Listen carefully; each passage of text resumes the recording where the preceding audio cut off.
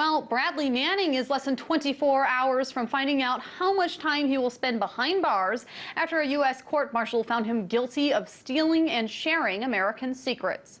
Judge Denise Lind announced today that she will make her final sentencing decision on Wednesday. Manning could face up to 90 years in prison. RT correspondent Liz Wall brings us the latest from Fort Meade.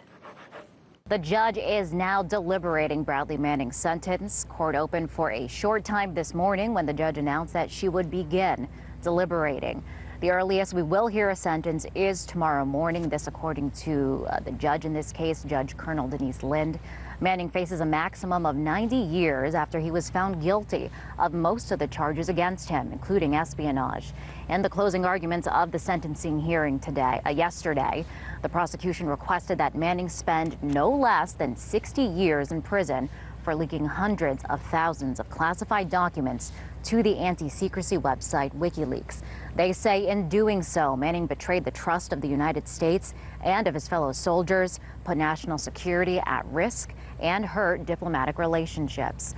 Now, the defense did not request an exact number of years, but Manning's attorney, David Coombs, asked the judge to take several factors into consideration in order to give Manning a fair sentence. These factors include Manning's young age. He was 21 years old at the time that he was deployed in Iraq. Manning's troubled mental state was highlighted during the sentencing phase. Military mental health professionals testified that at the time, Manning was struggling with being a gay man in the military and dealing with a gender identity crisis. Coombs also said Manning is a good candidate for rehabilitation, and he asked the judge to allow Manning a chance at life and becoming a productive member of society. Manning has spent more than 3 years behind bars so far. He will be credited the 1,293 days he has already spent in confinement.